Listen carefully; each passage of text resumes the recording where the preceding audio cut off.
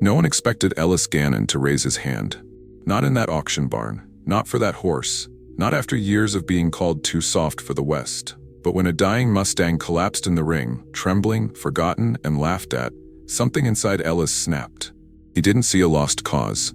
He saw himself. And in front of a crowd that mocked them both, a quiet boy made a promise louder than any applause. You're not alone anymore. Before we begin, tell us where you are watching from. And if this story touches your heart, please subscribe for more.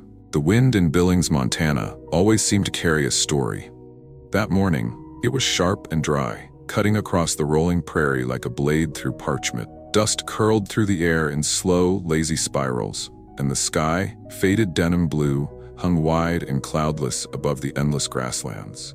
At the edge of town, where the fields gave way to rusted fences and creaking corrals, the livestock auction house stood like a weathered relic of the past. Its walls were faded red, battered by wind and time, and the scent inside, sawdust, sweat, hay, and old leather, was almost holy to the men who called this place tradition. Ellis Gannon sat on the fourth row of the splintered wooden bleachers, his arms wrapped around his knees. At 16, he looked younger, slim and narrow-shouldered, with pale skin that burned too easily and soft brown eyes that blinked more often than they should. His dark auburn hair flopped into his face, never quite staying combed, and his flannel shirt was one of his grandfather's hand-me-downs, too big in the shoulders and patched at the elbows. He wasn't the kind of boy this town respected. Not loud, not tough, just quiet, thoughtful. Too gentle, people said. At Billings High, Ellis was the kind of kid people noticed only to push past. He liked animals more than people, didn't play football, and always seemed to be off in his own head. That, plus the way he refused to laugh at other kids being picked on, made him a target. But it also made him different in a way that mattered, though no one had told him that yet.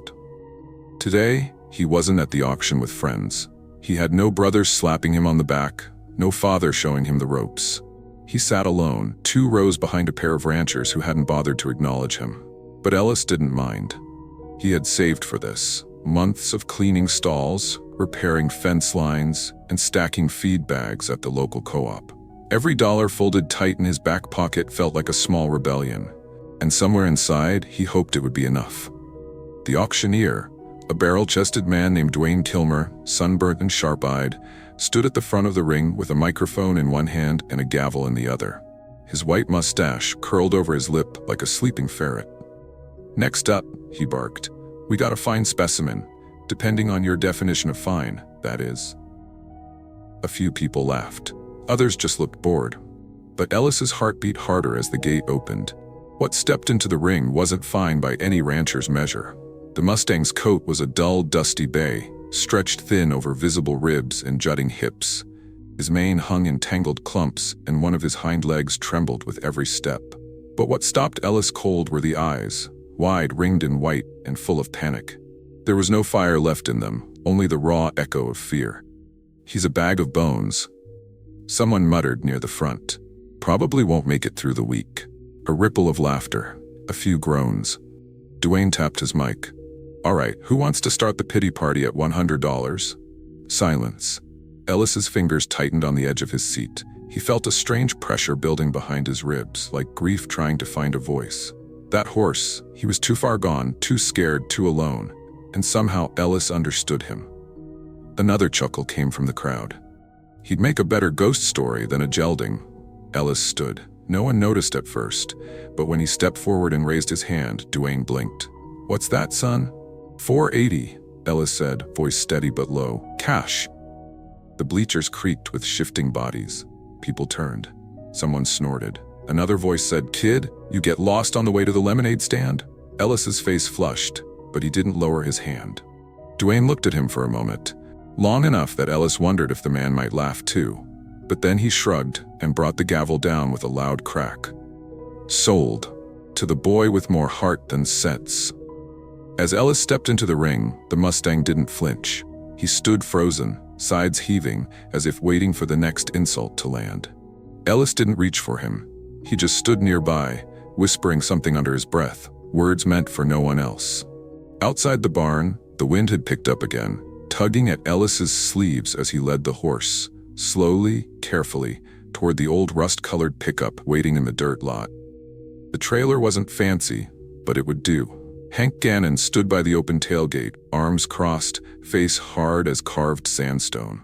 A tall man in his early 70s, Hank had the posture of someone who'd spent his life breaking horses and never once broken down himself. His frame was lean, sun-browned and wiry, with hands like leather and a deep furrow between his brows that had never gone away after Vietnam. He wore a faded denim shirt, a straw hat, and a stare that made grown men forget their arguments. "You bought that?" he said flatly. Ellis nodded, brushing his hair back from his eyes. "Yeah, that thing's half dead. I could sneeze harder than its back legs. I can help him." "You can't even hold your ground in a school hallway, Ellis. What makes you think you can save a broken Mustang?" The boy swallowed. "Because I know what it's like." Hank stared at him. His jaw moved once, then locked again. Without another word, he turned, opened the trailer door, and walked away. Ellis didn't expect more. He was used to the silence, the way his grandfather never said the things that mattered. It was always the same: work harder, speak less, don't let the world in. Hank had raised him since his parents died in a car crash when Ellis was 8, and though he provided everything Ellis needed, affection had never been on the list. The Mustang, whom Ellis quietly named Dusty, stepped into the trailer with surprising ease, as if surrender had become habit. Ellis watched him carefully, noting the cracked hooves, the raw patches on his flanks, the way his head hung low, tethered more by exhaustion than rope. But the boy saw more than the damage.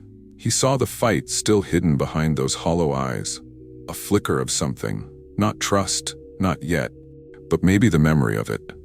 They drove home in silence. Dust from the road coiled up behind them, swallowed quickly by the Montana sky. As they reached the ranch, an old patch of land tucked near the base of a low ridge, Ellis looked over at Dusty through the trailer's slats. "I know you don't believe me yet," he whispered, "but I'm not giving up on you." That night, the wind howled around the eaves of the barn like an old dog begging for a place to sleep. Ellis sat cross-legged on a pile of hay, watching as Dusty stood in the corner of his stall, head down, still trembling.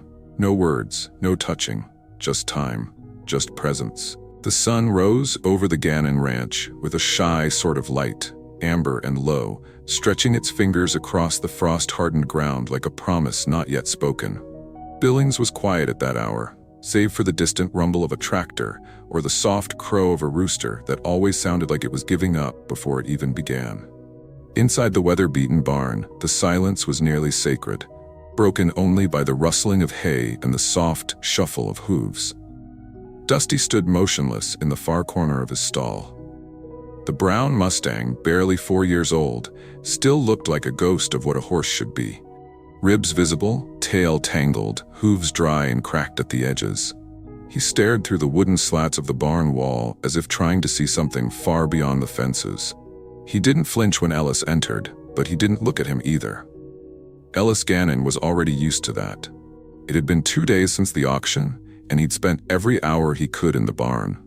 The boy had brought a sleeping bag and 2 books, Lonesome Dove and a battered copy of Charlotte's Web, and made a habit of reading aloud in the evenings, his voice soft and steady in the straw-scented dark. Dusty never reacted, but Ellis believed in the power of presence more than performance. He sat now cross-legged on a flannel blanket just outside the stall, thumbing a page. He didn't read today. He just watched Dusty breathe. There was something beautiful about the way the horse inhaled, as if learning how to trust the air around him. "You don't owe me anything," Ellis said gently. "I just want you to rest." Outside, Hank Gannon moved about the ranch with his usual efficiency, checking fences, inspecting feed bins, and whistling for the dogs. He hadn't said much since the auction, though Ellis had noticed he'd started leaving fresh hay and oats closer to the barn door. It wasn't approval, but it wasn't refusal either. The only other soul who came by was Nora Hale.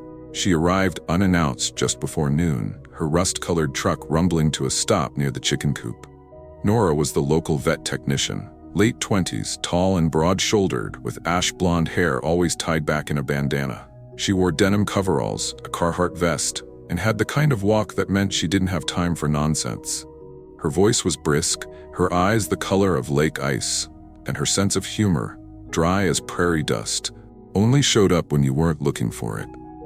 She and Hank had known each other for years, and though Ellis had seen her in town before, this was the first time she spoke to him directly.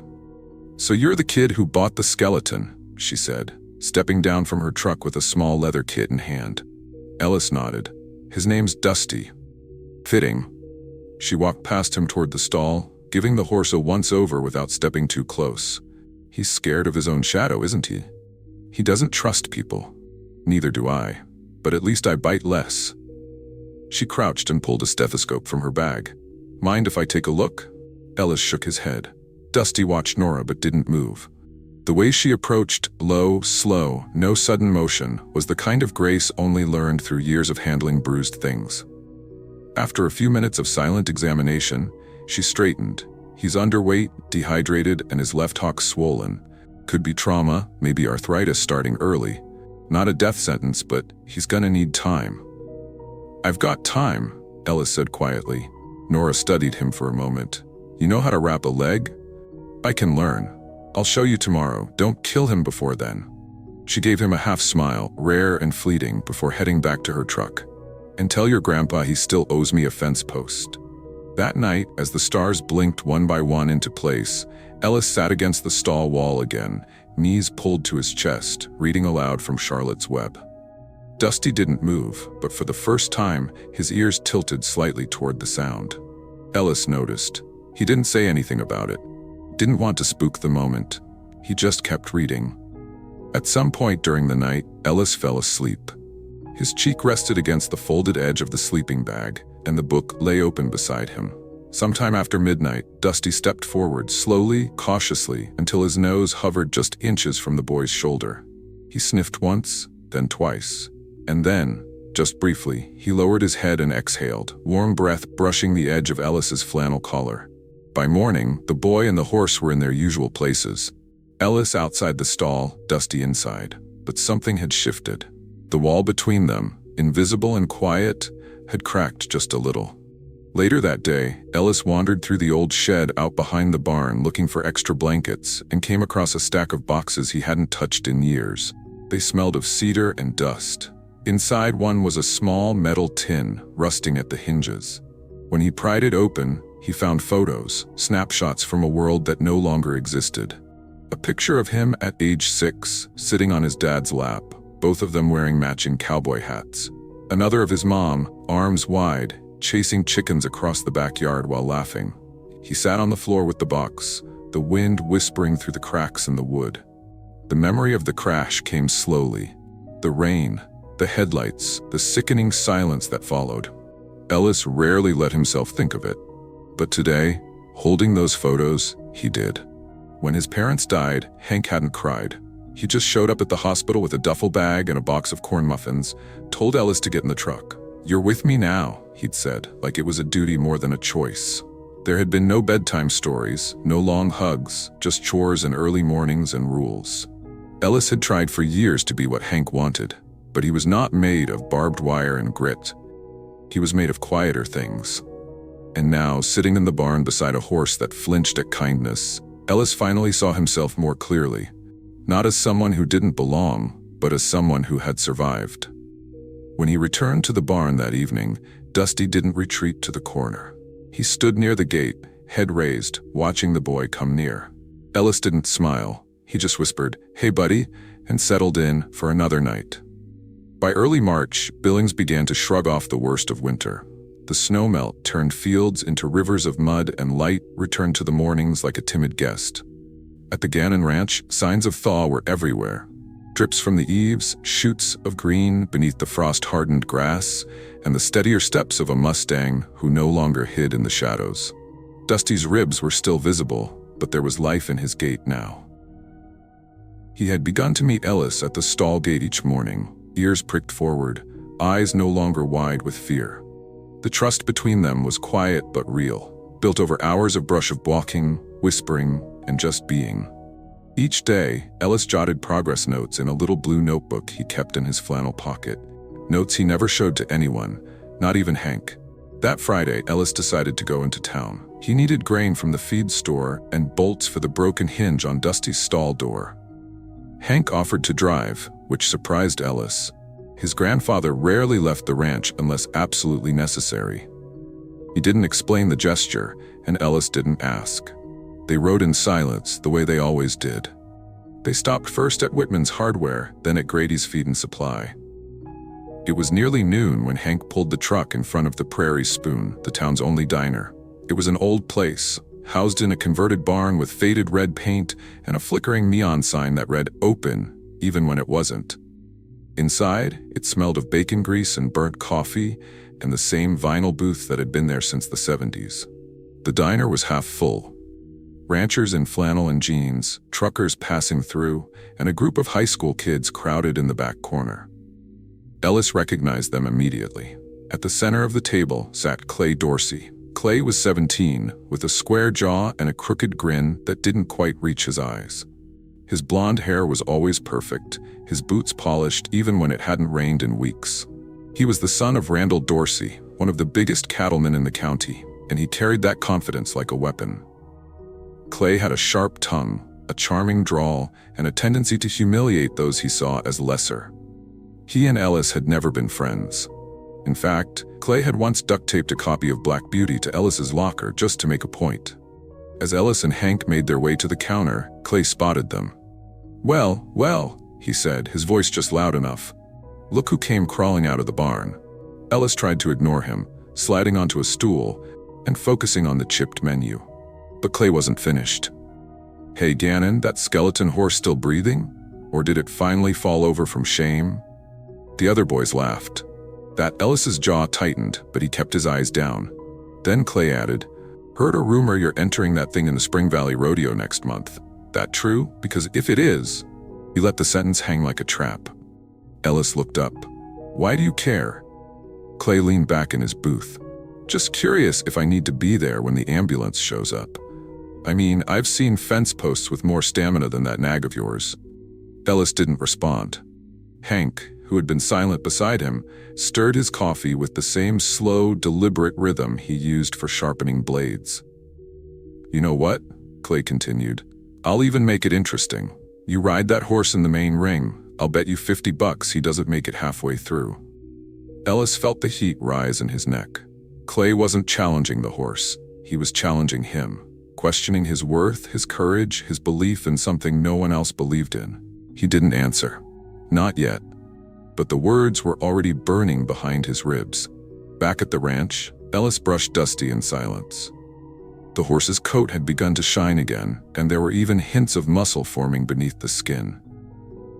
Dusty leaned into the brush strokes now, no longer shrinking away. Later that evening, Hank stood at the barn door watching. His arms were folded, and he looked more tired than usual, as if some memory had taken up space behind his eyes. Ellis didn't say anything, just kept brushing. Then Dusty did something he hadn't done before. He took a step forward and nudged Ellis's arm with his muzzle, gently, like a question.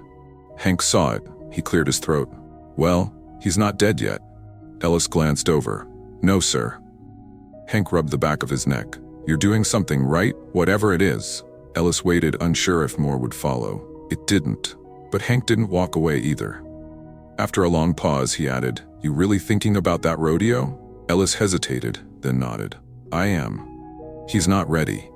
Maybe. But I am. Hank's jaw shifted, working over thoughts he didn't say out loud. Don't let that boy Dorsey decide for you. I'm not, Ellis replied, but Dusty deserves to be seen, even just once. Hank nodded slowly. Then make sure if you show up, you finish. That's all that matters. That night, Ellis wrote only one line in his notebook. We don't need to win. We just need to show them we're still here. The morning of the Spring Valley Rodeo broke with a sky painted gold. In Billings, Montana, spring didn't arrive with flowers. It came with wind and dust and the lowing of restless cattle. The rodeo grounds just south of town were already buzzing. Flags snapped from poles, pickup trucks lined the dirt perimeter, and the scent of grilled meat mingled with hay and diesel.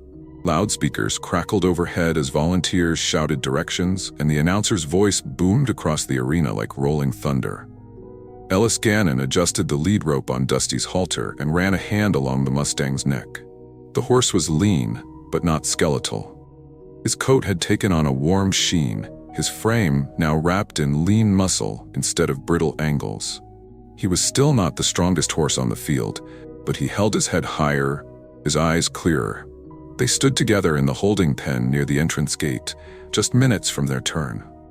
Ellis wore a fitted Western shirt borrowed from Hank. The sleeves rolled once at the cuffs and his best pair of jeans. His boots were scuffed and his hat too big, but he didn't care. Dusty didn't need armor, and neither did he. Around them, seasoned riders sat atop high-dollar horses. There was Clay Dorsey, of course, dressed like a rodeo poster.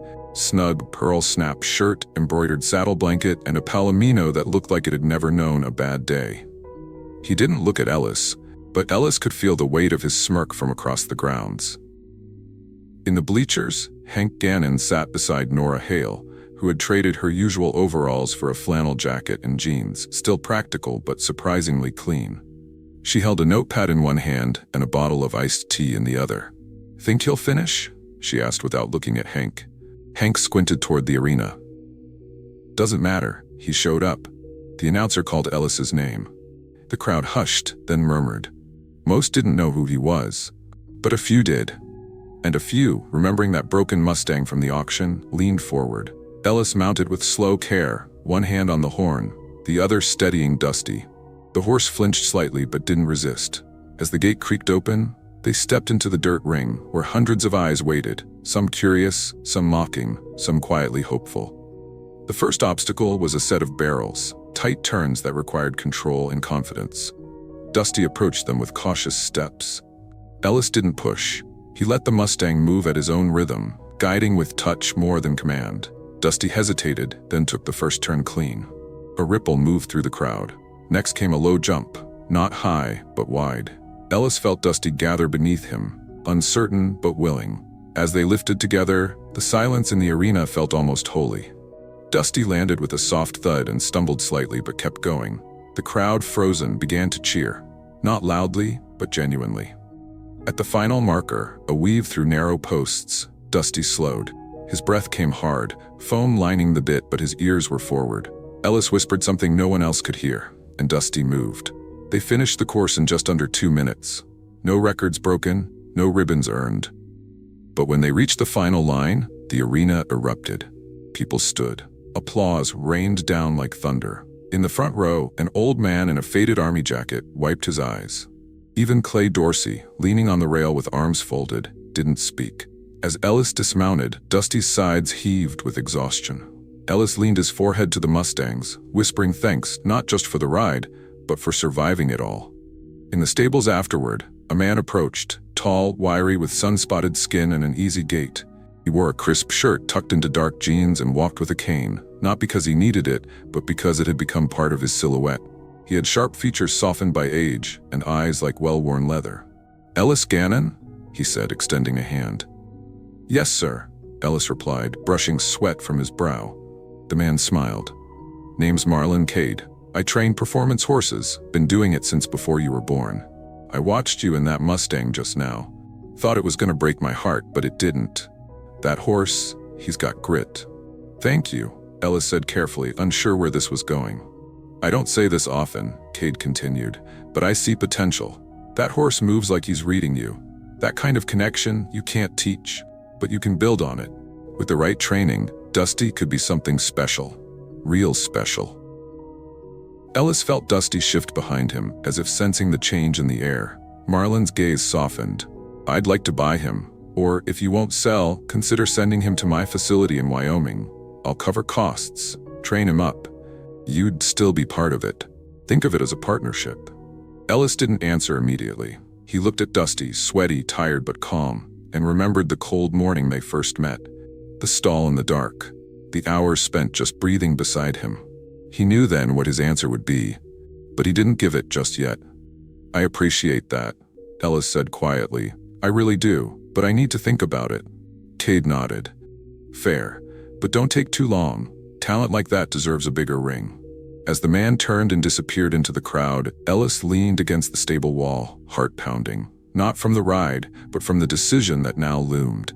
This wasn't just about proving something anymore. It was about what came next. And Ellis wasn't sure yet if he wanted the world to know Dusty, or if it was enough that Dusty simply knew him. 2 days after the rodeo, the air in Billings had changed. Spring no longer whispered, it shouted. Birds trilled louder, the wind carried warmth instead of bite, and everywhere Ellis went, he was met with eyes. Curious, surprised, sometimes even respectful. His name had made the local papers, printed beneath a grainy photo of him and Dusty mid-jump. The headline reading, "Local teen and rescued Mustang defy the odds." The video had gone viral overnight. Someone in the crowd had filmed the ride and uploaded it. Within hours, Ellis's inbox was full. Messages from strangers who saw themselves in the boy who believed in a horse no one else wanted. Veterans, single moms, former foster kids, teenagers in hospital beds, they wrote to say thank you. Ellis read each message carefully, his heart full and overwhelmed.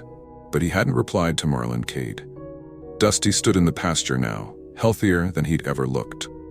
The sunlight caught his mane, now free of knots and dust, and his movements were fluid, even graceful. He still had a slight limp on rough terrain, but it didn't slow him down. When Ellis whistled, Dusty came running, ears perked, tail lifted like a flag. That afternoon, Marlon returned. He parked his black Ford near the barn and stepped out with the same calm, measured air. He wore a leather jacket despite the warmth and carried a folder under one arm. "Thought I'd give you some space," he said as he approached Ellis, who stood beside Dusty in the open corral. "I appreciate that," Ellis replied, resting a hand on Dusty's neck. Cade looked at the Mustang, nodding slightly. "He's sharper now, more muscle, brighter eyes." "He's different. So are you." Ellis didn't answer. Cade held out the folder.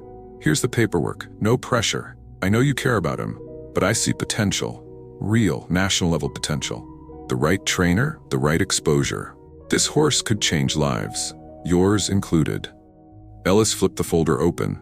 There were contracts, transportation forms, even a photo of Cade's ranch in Wyoming. Lush pastures, clean stalls, a training arena as smooth as water.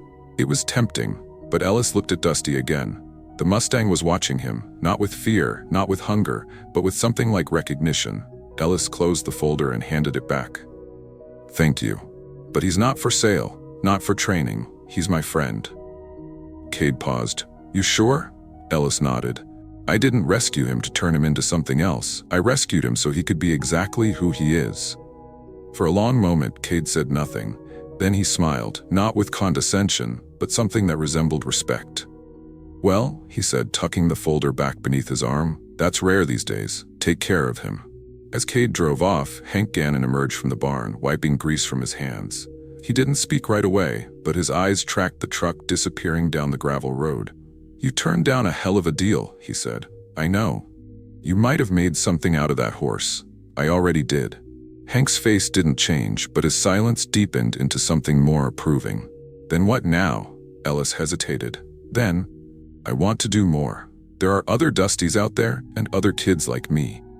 Later that week, the idea became a plan.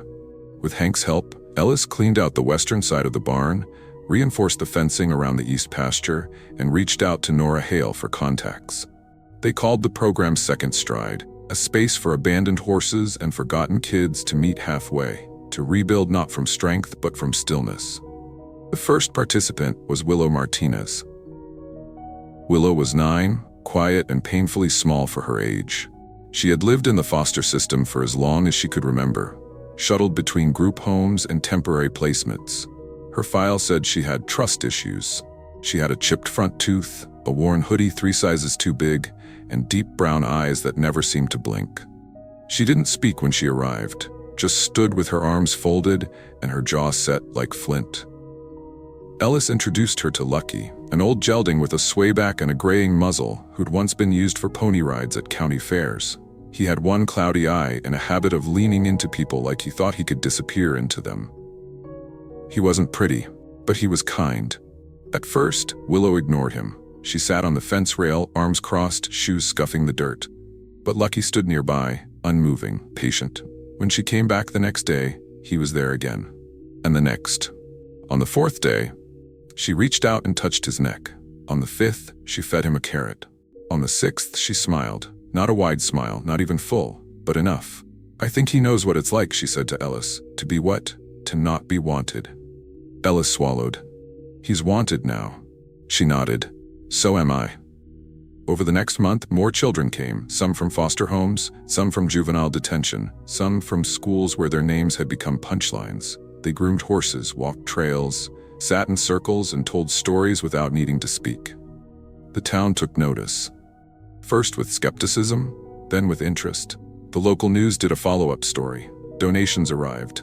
Hank even began teaching the older kids how to clean tack and mend fences, though he never admitted it was because he cared. One evening, as the sun dipped low behind the hills, Ellis stood beside Dusty in the corral. Children's laughter echoed in the distance. Willow was riding Lucky, giggling as he walked in slow, lazy loops. Nora chatted with Hank by the barn. The air smelled of lilac and old hay. Dusty leaned his head over the rail, nuzzling Ellis's shoulder. "You were never meant to be sold," Ellis whispered. "You were meant to help people find themselves." Dusty didn't respond, but Ellis swore he could feel the horse breathing in rhythm with his own. And maybe in a way, they both finally understood what it meant to come home. Sometimes the world tells us that only the strong, the perfect, or the popular deserve a second chance. But the truth is, the most powerful transformations come when someone chooses to believe in what others have given up on. Ellis didn't see a broken horse, he saw a soul worth saving. And in doing so, he discovered his own strength, his voice, and his purpose. In daily life, we all meet people or parts of ourselves that feel forgotten, judged, or overlooked. Maybe it's a quiet child, an aging pet, a struggling neighbor, or even our own hidden potential. This story reminds us that with patience, kindness, and belief, even the most fragile can rise and help others do the same. If this story touched your heart, share it with someone who needs a little hope today. Leave a comment below and tell us what second chances mean to you. And don't forget to subscribe to the channel so you never miss another story of healing, courage, and quiet heroes.